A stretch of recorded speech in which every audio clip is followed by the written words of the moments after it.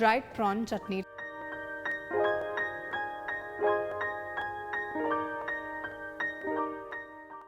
Hi, welcome to Sanjeev Kapoor Khazana. I'm Sonika, and the recipe that I've got for you today is all the way from my house. Well, we are going to make a dried prawn chutney today, and this is one of my favorite recipes. Let's quickly take a look at the ingredients to make this.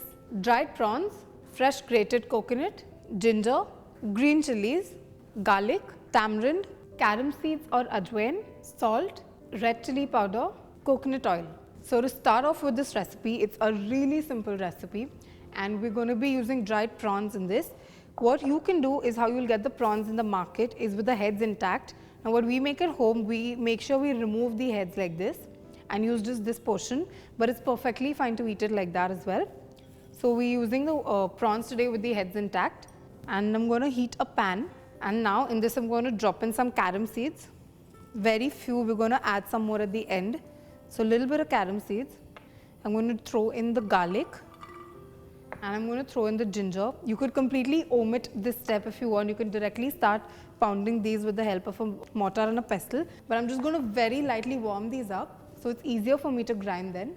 So I'm just going to very lightly cook these. Actually, I just want the garlic to get a very slight hint of roasted flavor in it. The rest of the ingredients are fine just by themselves. Now that our aromatics are slightly roasted, I'm going to transfer these into a mortar and a pestle. And in the meanwhile, in our pan, we're going to very lightly dry roast the prawn heads or the fish heads. So now we're going to dry roast these on a very low flame for about 1 to 2 minutes, just to make them nice and crunchy and ensure they're well cooked. In the meanwhile, we're going to pound these into a beautiful paste. Now it should be slightly coarse. You could also do this in a mixer if you want to, but a mortar and pestle makes it a lot more authentic and tastier. So I'm going to sprinkle a bit of salt into this. You don't want to go overboard with the salt because the prawn heads are already pretty salty. Now to the prawn heads that are roasting here, I'm going to add a tiny bit of coconut oil. And we want to mix this up nicely. Okay, this helps make it nice and crunchier. And it also takes away a bit from the smell, the very strong smell that these prawn heads have or dried fish has. Now let's continue to roast this for a bit and start pounding this.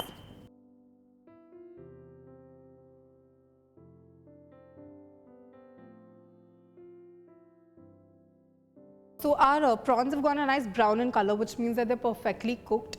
I've also ground the ginger, garlic and the green chilies along with some carom seeds and some salt into a kind of coarse paste. And now it's time to add the sourness in this recipe, for which we're going to be using tamarind. So I've got a little bit of tamarind, which I'm going to just soak in some water.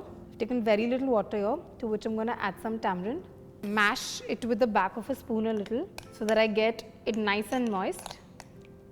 And now I'm going to just soak the tamarind, use the soaked tamarind in this, add it to this, a little bit of the water and continue to pound this well. So I've got a coarsely pound paste of ginger, garlic, some tangy tamarind, spicy green chilies ready. To this I'm going to add the sukhat or the dried fish heads and the dried prawns inside. So in this goes, and I'm going to give it a good mix. And I'm also going to slightly mash this with a mortar and a pestle further, just so the flavors are beautifully mixed and nicely infused with each other. That's it. You don't want to over mix this.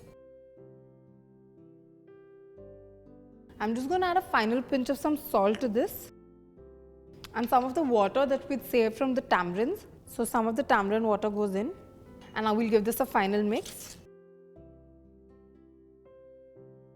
After adding the dry prawns to this, we're going to add a final ingredient, which is some freshly grated coconut. After all, it is a coastal recipe and it's incomplete without coconut. So I'm going to add a handful of fresh grated coconut. It also helps to cut down on the spiciness from the ingredients that we've grinded together, and it gives it a beautiful fresh feel. And now we're ready to serve this. And I've got a serving plate over here. So let's quickly transfer this into that.